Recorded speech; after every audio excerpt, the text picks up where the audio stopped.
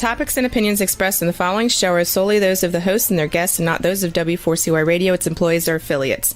We make no recommendations or endorsements for radio show programs, services, or products mentioned on air or on our web. No liability, explicit or implied, shall be extended to W4CY Radio or its employees or affiliates. Any questions or comments should be directed to those show hosts. Thank you for choosing W4CY Radio.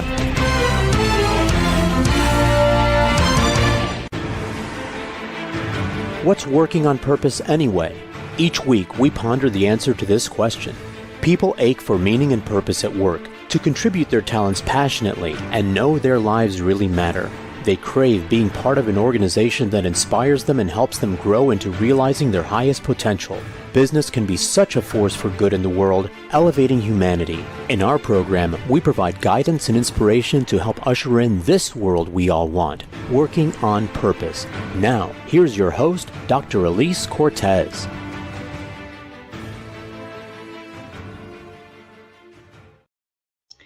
Welcome back to the Working on Purpose program.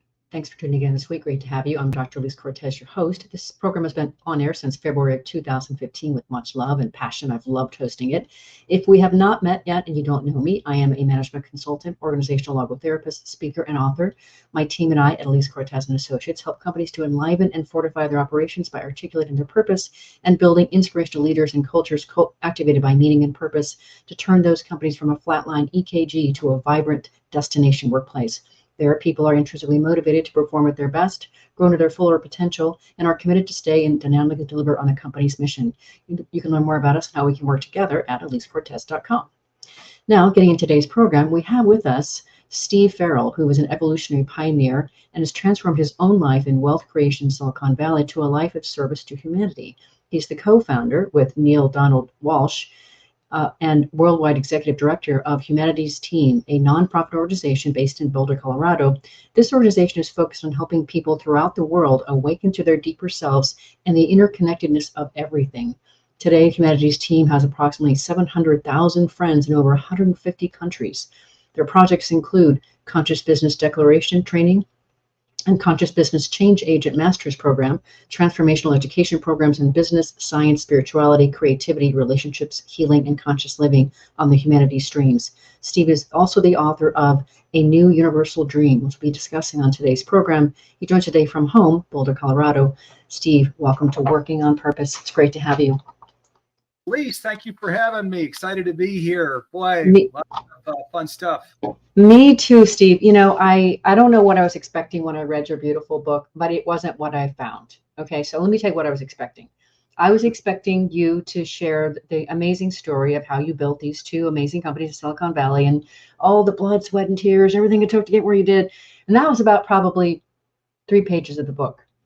And the rest of it was your just ongoing spiritual unfoldment and how you were listening to, you know, the call of that which was trying to get a hold of you from within. It was so beautiful, Steve. And I hung on every word. I'm a person, you know, who takes copious notes of all of my guest books. So I have pages and pages and pages of notes. So welcome. It is wonderful to know you, to have you on the other side of the mic. Elise, yeah, thank you for having me. And thanks for that generous perspective on my book. I wrote the book for all of those on the conscious journey. There are many of us on the conscious journey now, and it's a delicious journey, but it has lots of arduous, challenging moments. And I, as you know, I'm pretty honest about what I confronted as I was confronting these things and dealing with them. And so throughout the book, I stop and say, boy, this is what I learned here, you know, and what you can learn too. Mm-hmm. Well, you know, it's interesting, Steve. I'm co-authoring 3 other books as well. I have 4 so far that are written on my own, but I've got a finger to the pulse of this ongoing rising consciousness that seems to be happening around us. 5 years ago, I had Karen Hoyas on my program, and she wrote a book around purpose, and I forget the name of her book just now, but she is a firecracker in the purpose space, which is my space too. And she said something I'll never forget. At the time in her book and on air, she said only 1% of the global population is fully living their purpose. She said, when we get to 3%, human consciousness will be raised such that peace is actually possible. I thought that was worth getting up for, and I still do today. So I feel like the work that you're doing, and I really subscribe so much, Steve, to this whole notion of the interdependence, the interconnectivity of everything. It's just something that I got from watching the documentary My Octopus Teacher. I don't know if you've seen that yet. Have you seen it? Yeah, it's beautiful. Beautiful movie. Yeah, I think that's what I got from it, Steve, is, what I got out of your book is just this achingly beautiful interconnectedness of everything that's out there. So, and we can start with that because that's just really what I got from your book and the work that you're doing. And I'm in, Steve, you got another follower. Yeah, well, thank you. Well, it was a labor of love to write it. As you know, it's a true story. It starts with me at age 12 years old. I'm living with my single mom, a divorced mom. I have 6 siblings, 7 of us, and about a 1,300 square foot home. So, well, I'm probably talking to your viewers and listeners.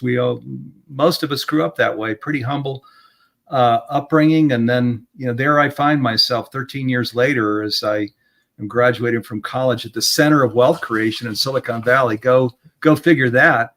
And then, at least to some, I burned my lottery ticket when I said, I'm being called to something much bigger and more important, greater than this. And it was this call to conscious living. And actually, I think I'm going to bet that all of your viewers and listeners are being called to that now. I think the world is being called to that now. Mm-hmm. I do too. And that's what I'm out to help steward as well, individually and inside organizations, Steve. So I'm right there with you. We're arm in arm in this, and I'm going to keep learning and being inspired from you.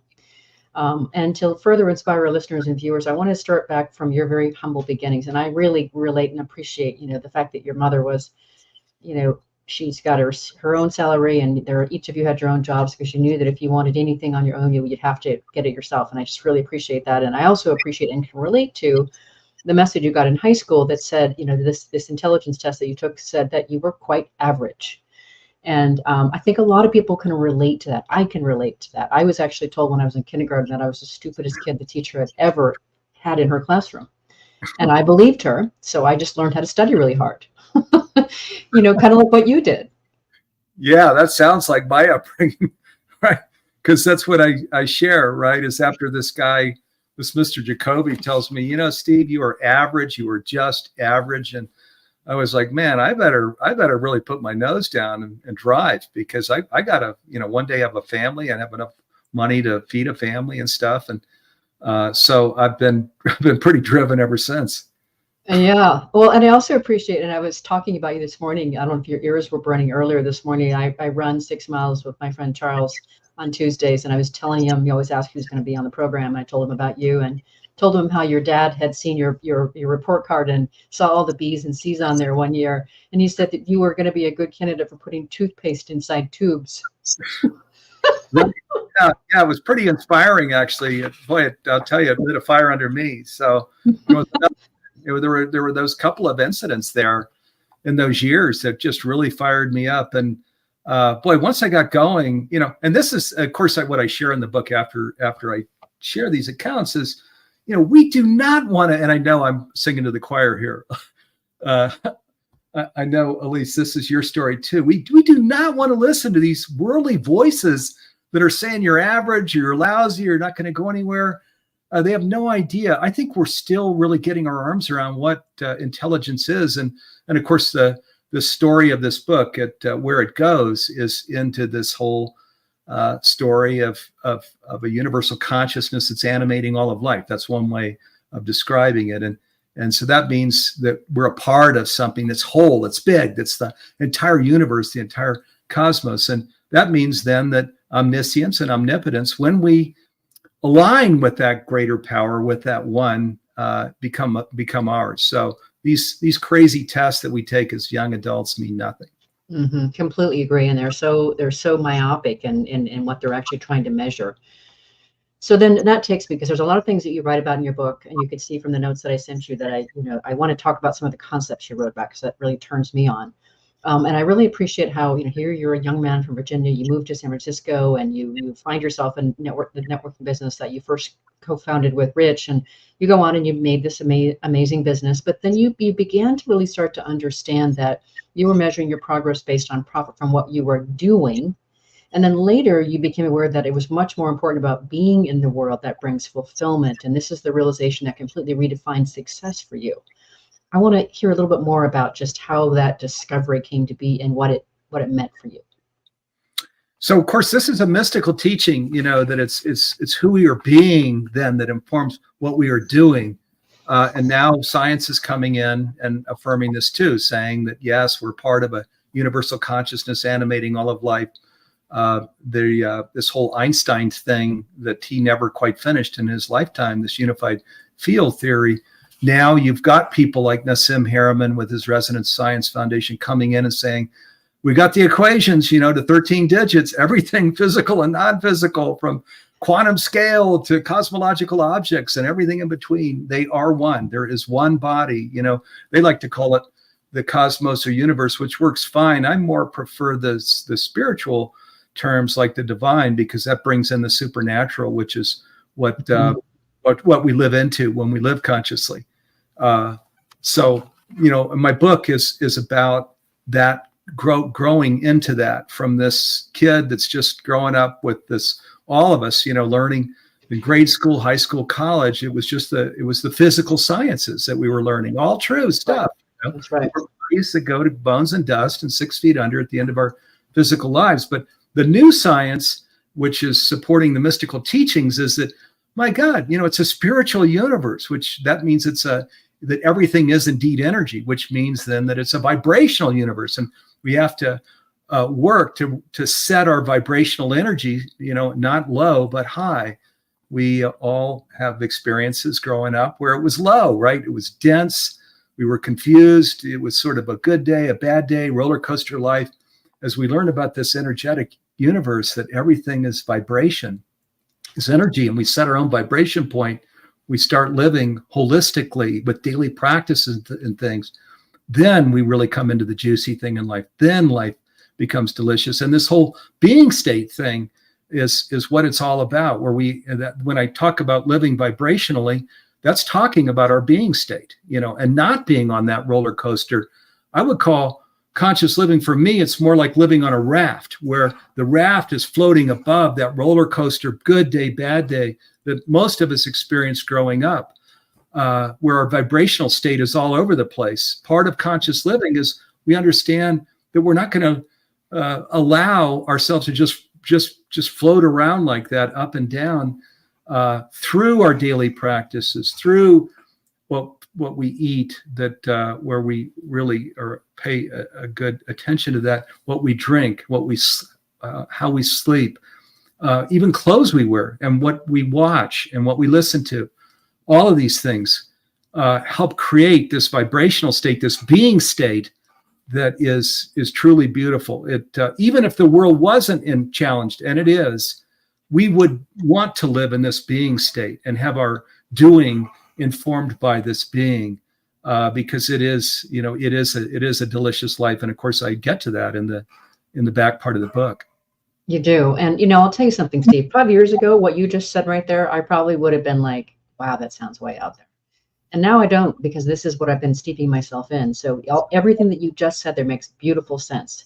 Now, if we take this idea of conscious living and now we port it over to conscious business. And by the way, Dr. Raj Sisodia has been on my program. I consider him a friend and an associate. I've done work with him. Dr. Lance Secretan, who you've had, doing some of this training, is my spiritual mentor. I am on his weekly calls. He wrote the foreword to my last book, The Great Revitalization. So I'm playing in your camp. I'm in your sphere. I'm somewhere on the concentric circle here. So if we now poured over what you've been doing also in the conscious business, I really wanted to have you say just a little bit about this notion of how it comes over that business collaborators can design products and services that support and enhance the lives of people, the planet, and all of life inhabiting the planet. And that really speaks to what Stephen Morris calls, the beautiful business, and that I also talk about. But if you could say a bit more about this notion of conscious business. So, let me share this, when I talk about this universal consciousness animating all of life, that there's this whole, there's this body, there's this super organism. This is not some new age thing. This is, again, science is affirming, actually, this is true. I am sure that in 10 to 20 years from now, school will teach that, yes, it's a spiritual universe, we're vibrational beings, all of this kind of stuff. There are huge implications for this, huge. So if we go on and just run businesses for top line and bottom line growth, which is how conventional business is run today, that microcosm is what's causing the macrocosm out in the world, these huge challenges like global warming with extreme weather that gets worse and wars that are started and GMOs and all these things. So what happened to me, and I described this in my book in the 90s, is I was going through my own awakening and understanding, my God, like I'm in a cell in the body of life around me that we can call the earth, or it's actually the universe. And as I decided that was my new self-identification, I was giving up the self-identification of just son of Linda and Joe, alive for this one lifetime. As I started living into that new reality, everything changes. It has to change. And so, yes, in business, it's going to change. We can't go on just driving top line and bottom line anymore. We have to, the new imperative, which now is going to be discussed in the boardroom, is how is this business or this organization, I run a nonprofit now, contributing to healthy communities and a healthy world? It has to start and end there. And yes, inside that conversation, there will be the discussion of profitability and cash flow, because after all, their payrolls and these kinds of things. But fundamentally, we're here to support, to nurture our homes and communities in the world. That's what it means to be part of this larger whole. So the business will absolutely go in this conscious direction as we create a sustainable and flourishing earth. It has to. Completely agree, and I'm out to steward that as well. Let's let our listeners and viewers stew on that for just a smidge as we take our first break. I'm your host, Dr. Elise Cortez. We've been on the air with Steve Farrell, who's the author of A New Universal Dream, My Journey from Silicon Valley to a Life of Service to Humanity. We've been talking a bit about where this early journey began. We're going to continue the conversation about what some of these concepts mean and how you could be elevated in your own life. Stay with us. We'll be right back.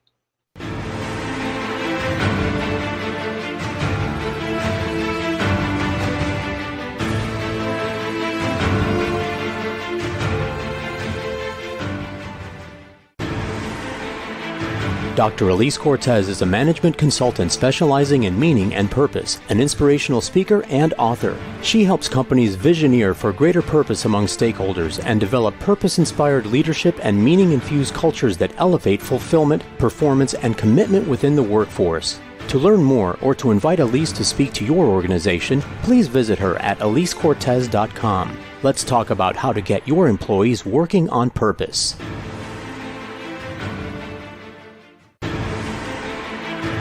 This is Working on Purpose with Dr. Elise Cortez. To reach our program today or to open a conversation with Elise, send an email to Elise, A-L-I-S-E, at elisecortez.com. Now, back to Working on Purpose.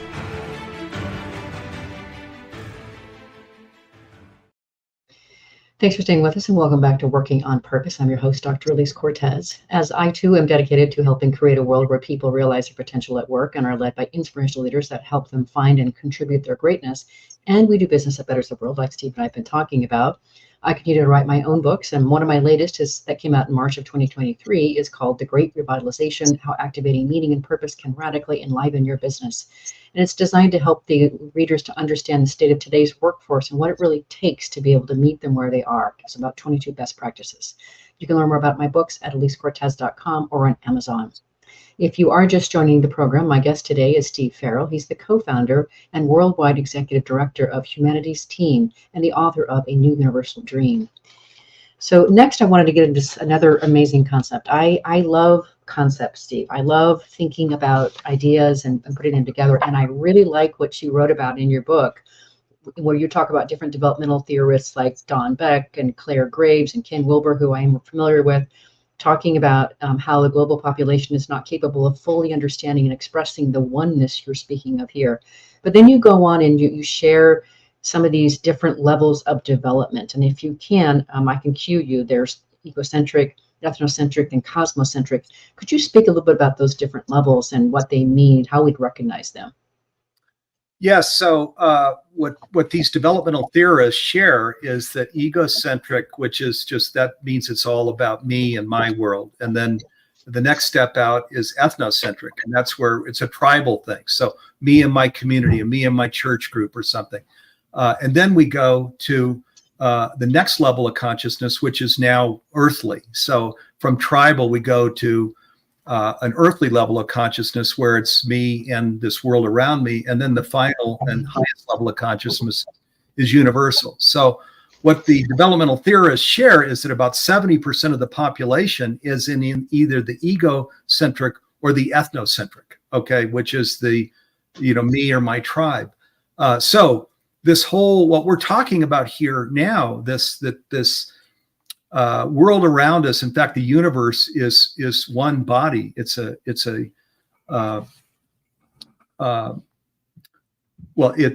whole. It's a single body. That where we're a part of a tribe or coming just from that individual level of consciousness, we don't really, that basically isn't how the world works for us. It works really more in terms of what is happening in my world or what's happening in my tribe's world. We can't really operate well in this with this notion of it's really the whole earth or the whole universe that's in this frequency together, that's in this body together. What I share is, we can't be roadblocked by that and say, oh, because the developmental theorists share that only 70% of us can get it, there's no sense in trying.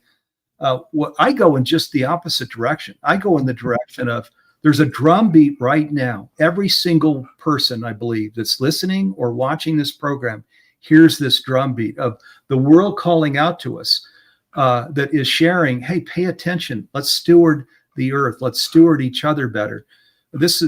We're all reading the same news accounts on weekends of people feeling isolated, people feeling disempowered, people feeling anxious and even depressed. Why? Because this world is kind of on its side right now. The solution is really simple. It's what we're talking about here. It's living into the fullness of this body, this one presence that we are all one, actually, with the 8 billion people here and the planet itself, and for that matter, with the multiverse that's out there that the James Webb Telescope informs us of.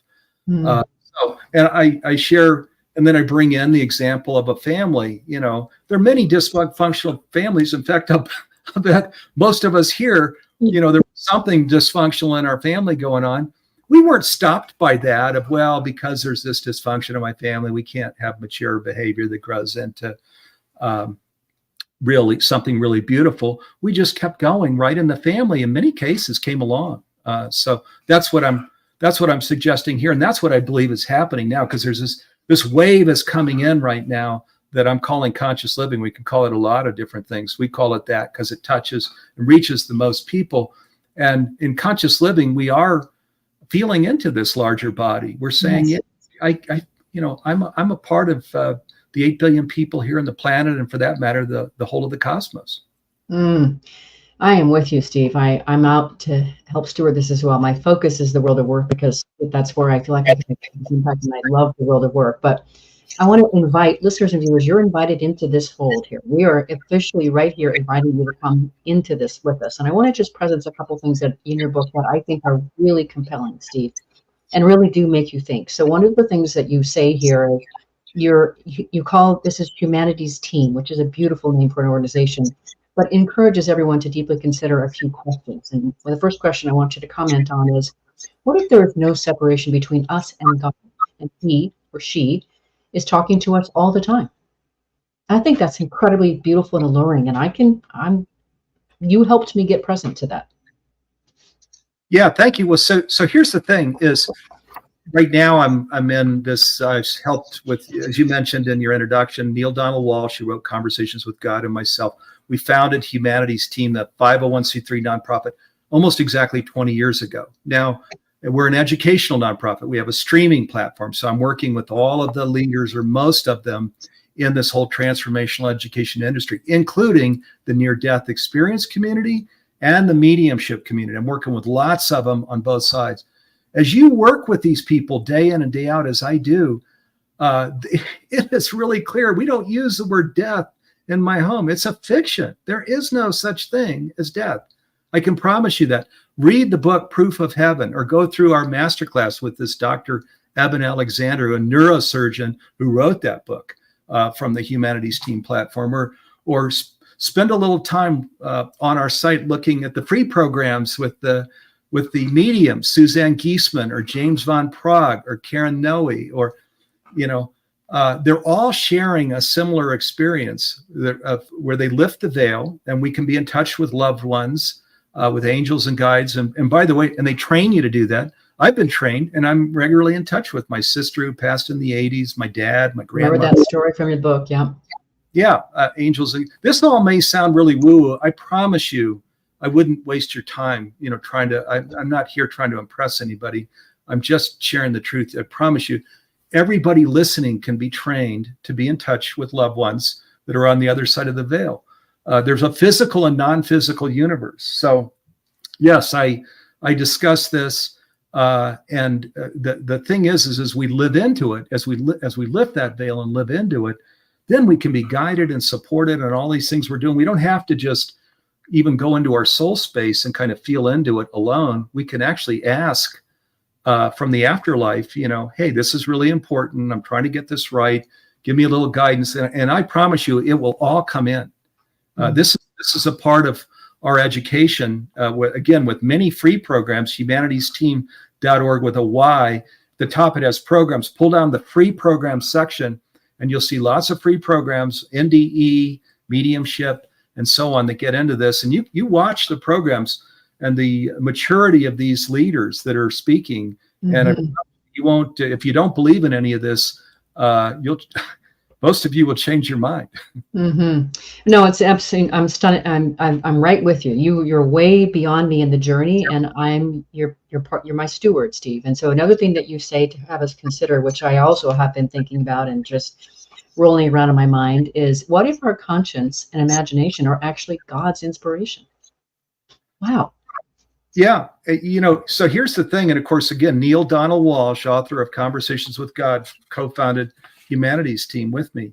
I'm bringing up the subject of lifting the veil when all of these leaders will share of this journey when we leave our physical bodies, of that journey into the afterlife and how it works. And this one presence that is pure love would be the two words that describe this one presence, which I call God or the divine. We are absolutely, when I say, there's this universal consciousness animating all of life. That's more of the science terms. Another way of stating that is God. We're all for sure. Yeah. We're points of presence inside of the body of the divine. And again, for people not on the conscious journey, that could sound very strange or new agey, but mystical teachings, back to 450 BCE, Plato, Hippocrates, and then many other after antiquity, leaders, including scientists now, are coming in and sharing, it is true. It's a non-dual universe. It's in harmony. All of the things that are said about the divine, loving presence, non-judgmental, non-dual, it's all here. And as we start living into it, that's where life starts getting really delicious. And also where we start creating this beautiful world around us. So our whole thing in Humanities Team, our nonprofit, is to make conscious living pervasive worldwide in 17 years by 2040. And that means to create a sustainable and flourishing world. And that might sound like it's totally impossible, but it's not, because the remedy to this whole craziness out in the world is as simple as us just living consciously. And as we do that together and we create a heart space of that, and we can reach the Malcolm Gladwell tipping point, the 8% or so, boom, the earth around us shifts. And that's really the mission, my mission, and the mission of Humanities Team. You're slightly working on purpose, Steve, slightly.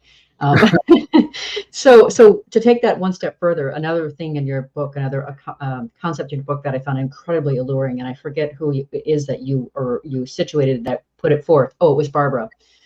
So the wheel of co-creation is this powerful look at the whole system's shift as we evolve from Homo sapiens, which is what we are today, to what Barbara calls Homo universalis, which is our future, more enlightened selves. And so you talk about how this model shows the substantial transformation that every sector of society will undergo to reach this state.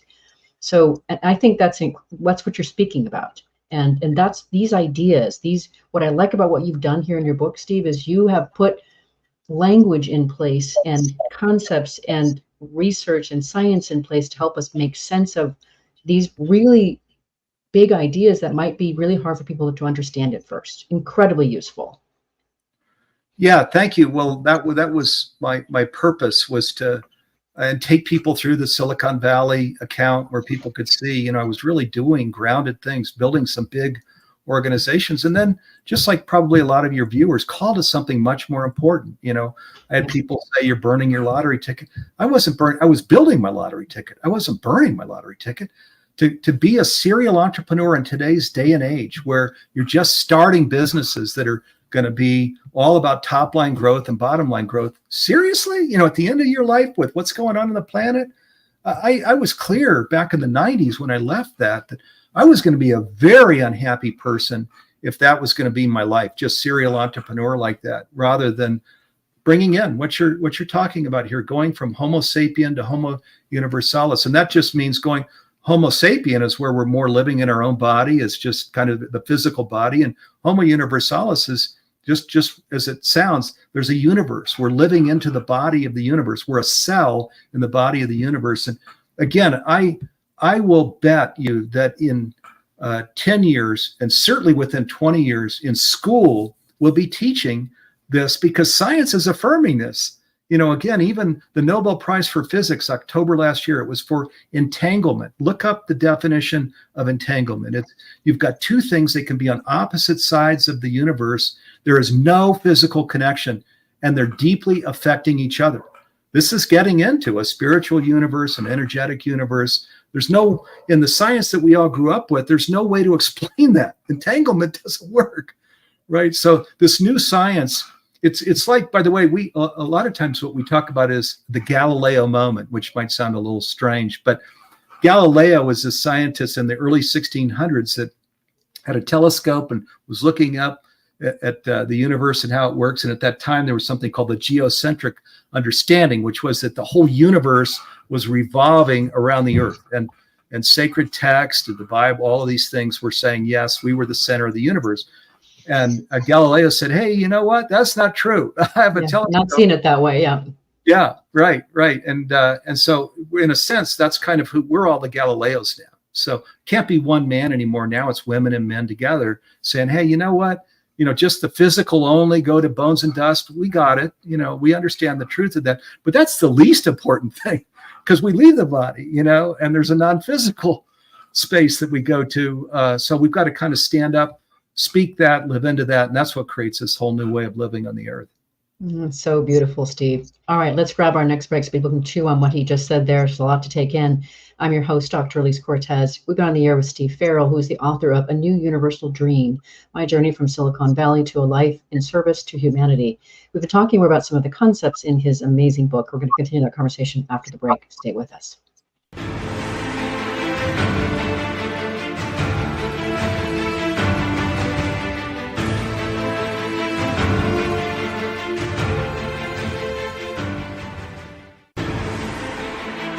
Dr. Elise Cortez is a management consultant specializing in meaning and purpose, an inspirational speaker and author. She helps companies visioneer for greater purpose among stakeholders and develop purpose-inspired leadership and meaning-infused cultures that elevate fulfillment, performance, and commitment within the workforce. To learn more or to invite Elise to speak to your organization, please visit her at elisecortez.com. Let's talk about how to get your employees working on purpose.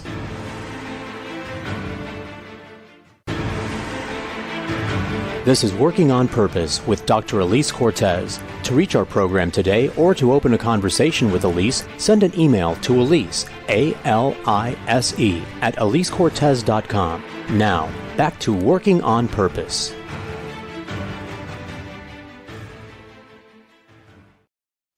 Thanks for staying with us and welcome back to Working on Purpose. I'm your host, Dr. Elise Cortez. As I mentioned in the last break about my latest book, The Great Revitalization, to accompany that, what I did for you is I created an organizational assessment. It's a 3-page document sitting on my website at elisecortez.com. You can download that assessment and you'll be able to determine to what extent are you actually running an organization that meets the needs of today's workforce. Enjoy. It's free. If you're just joining us, my guest is Steve Farrell. He is the co-founder and worldwide executive director of Humanity's Team, and also the author of A New Universal Dream, which we've been talking about so far today. So next, what I want to get to, Steve, is I want to get to the notion that you talk about in your book that in 2014, Humanity's team began studying various progressive business models like B Corps, I'm familiar with this, Benefit Corps, and of course, Conscious Capitalism. I'm on the board of Conscious Capitalism. 2 of my leadership books are informed from that lens. And you began to notice that, this notion of, B Corps talking about 3 Ps of people, planet, and profit, but you realized that didn't quite go far enough. So if you could say a little bit more again about this notion of what's the 4th P? Yeah, so let me first say Conscious Capitalism, B Corp, they're terrific. They're stepping stones out in this positive, and they're doing great stuff. So what we brought in there in 2014, 2015 is our 2 things. One, this oneness that we're talking about of this universe. The other is this whole interior notion. And if you study Ken Wilber's work, that where all quadrants, all levels, there's on the right side, there's the whole exterior world, individual and collective. And on the left side, it's the interior world, the individual and collective. And what he shares is in today's world, we're living in a flatland because most of the focus is on the exterior world. We look at faces and what we observe with our eyes, which Einstein said this was an optical delusion thing 102 years ago. It was true because the interior is huge. It's what anchors us, this being state we talked about and so on, this connection state. It's crucial. It's all interior. So these 2 things were the things we said, we've got to bring this to the extent that this is ultimate reality. There's this large super organism, and through this interior state, we're communing with one another in the divine. We need to bring that in. So then we created a conscious business declaration. You can Google that. We created it with the Urban Laszlo over Club of Budapest in Europe, in Japan, an organization that's also a nonprofit, and then a university here in the United States, also a nonprofit. So there were 4 of us that came together to create this conscious business declaration.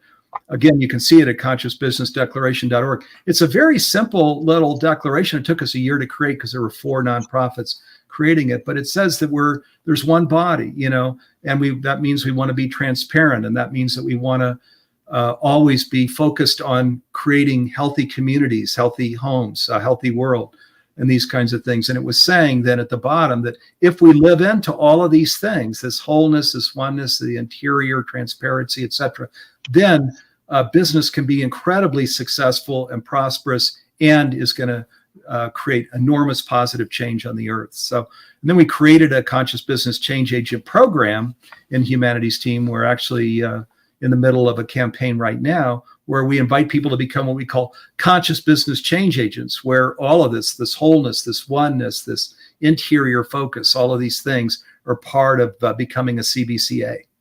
Mm-hmm. I'm definitely checking into that as well, my friend. So listeners and viewers, that 4th P is presence. That's what he's been talking about. That's the 4th P is presence. Okay, so next, what I want to get into, which I really appreciated, I also addressed how COVID really, as hard and awful as it has been, and how many people lost loved ones or lost their own lives. It had some really interesting catalyzing effects. And one of the things that you say in your book, which I align with in mine, is that people they had time to pause and reflect. And part of what they recognized is they didn't need bigger or more anymore. Or what they wanted was better. And I completely agree with that. Can you speak a bit more to what this better means?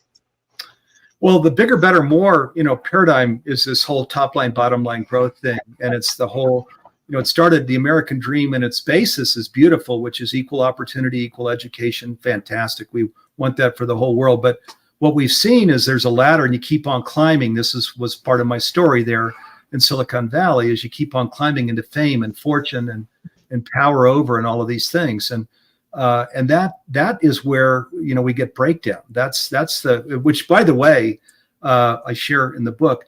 It's just a mirage, this whole success thing, because what I observed in Silicon Valley is as soon as you get to 100 million, you celebrate for 48 hours, then it's 200 million.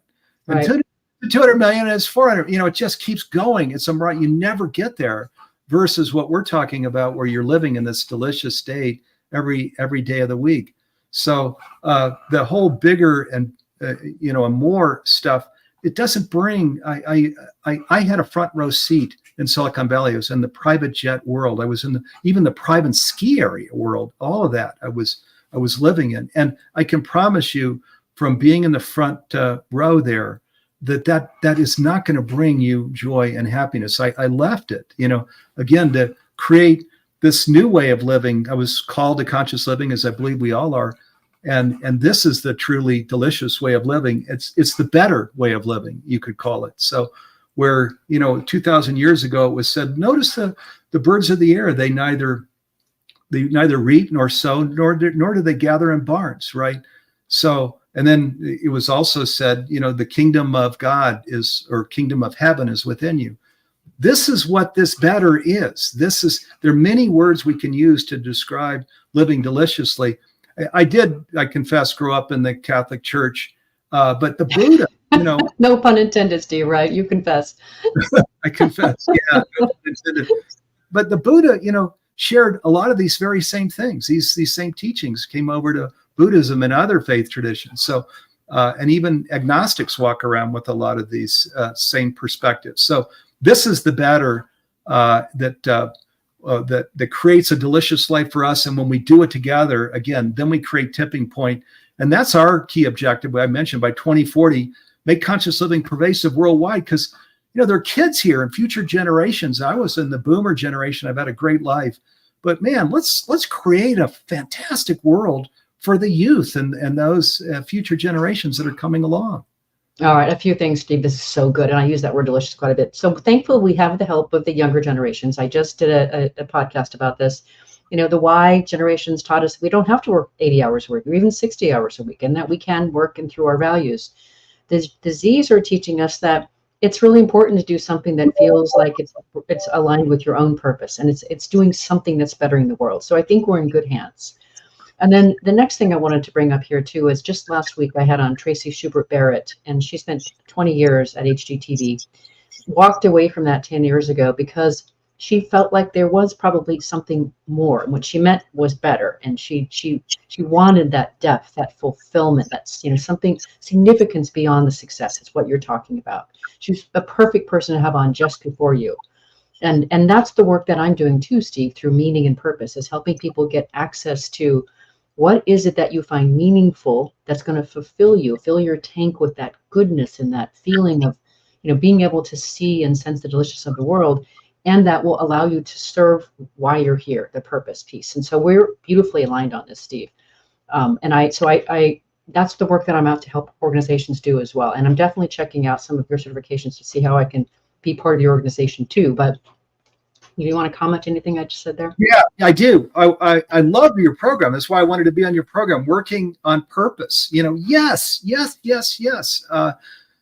This is the thing, and really getting in touch with what our purpose can be, where we really tune in, this whole interior state thing, making it part of our daily practice. Our attention becomes our intention, and we can even go into the metaphysical with that to create it. So why would we do anything other than working on purpose? My God, in today's world with what's going on, in Silicon Valley, I'd put my head on the pillow only to wake up tomorrow morning, and the sooner the better. Now I put my head on the pillow and I'm like, oh my God, I love what I do. I love what I'm able to contribute during the day, and I enjoy sleeping so well, and then getting up the next day to go and do it again. It's the only way to live our life, is to work on purpose and live on purpose. Mm-hmm. I had this, when I lived in Brazil almost 30 years ago, I had that same experience that you're talking about. I had everything. I had a live-in maid, chauffeur, gardener, traveling all over the South America, didn't have a care in the world, but I was miserable because I wasn't being of service. I wasn't mattering. I was just consuming. So I could relate to what you meant by the flight thing. So I've been going down my own trail where I, just like what you've been talking about in the book, is listening for, where am I supposed to go next? Where am I needed? And the more I listen to that, more the purity of the message that comes through is so beautiful. It's what's been guiding me. That's why this show exists. That's why I have 4 books out. That's why the programs exist. It's all a manifestation of listening to that and being obedient to that message. Oh man, yeah. Follow Elise. This is the story. This is exactly what we want to do. I even bring in, you might recall, Elise, in the book, a billionaire, a guy, Ken Behring, who had everything, even an NFL team, the Seattle Seahawks, I mean, he owned everything.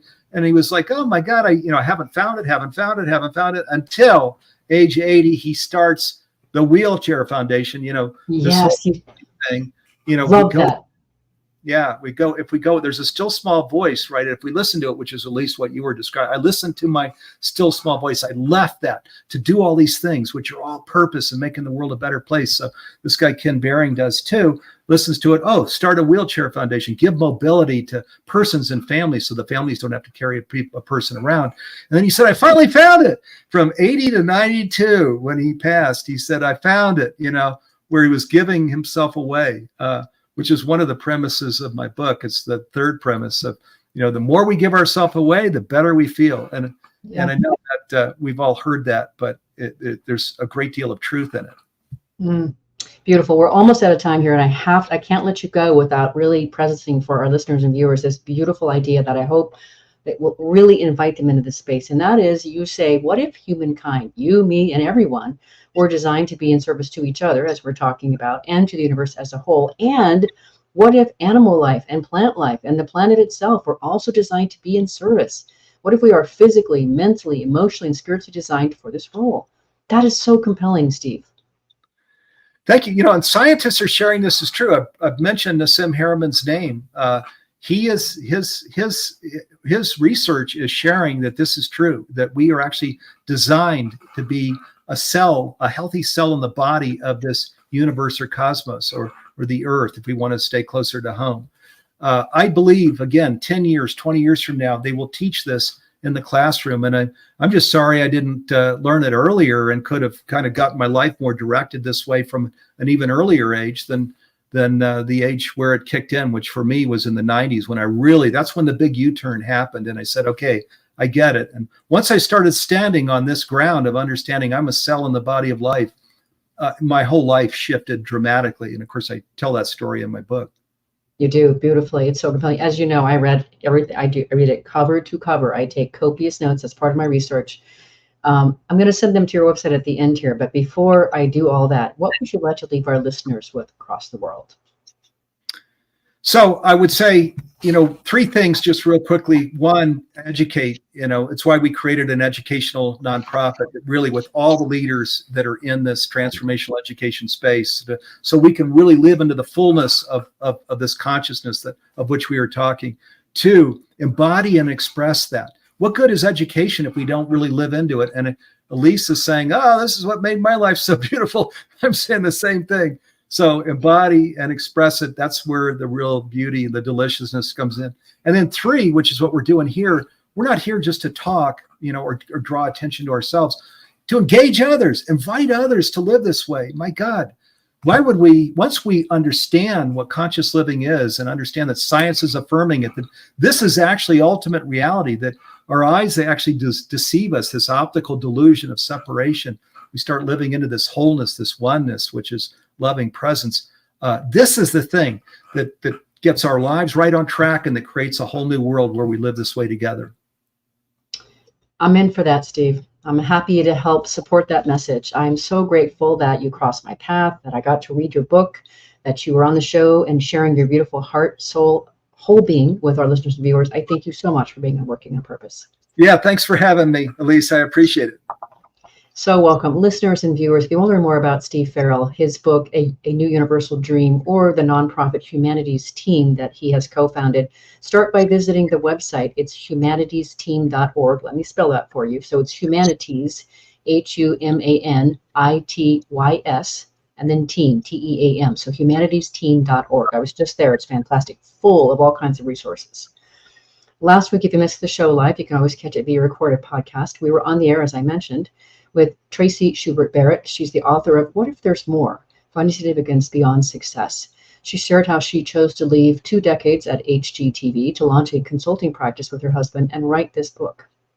It was a very intimate conversation where she shares many tools that she uses with her clients and really helps us understand, again, kind of the path that Steve and I have been talking about and what it looks like when you actually step on that path and what it feels like.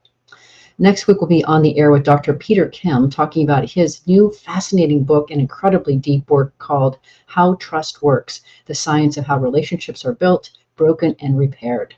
See you there. Remember, work is an essential part of our lives, ultimately the way we spend our lives, and can be one of the best adventures and means of realizing our potential and making the impact we crave. So let's work on purpose. We hope you've enjoyed this week's program. Be sure to tune into Working on Purpose, featuring your host, Dr. Elise Cortez, each week on W4CY.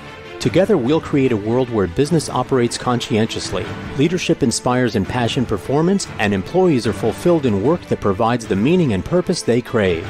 See you there. Let's work on purpose.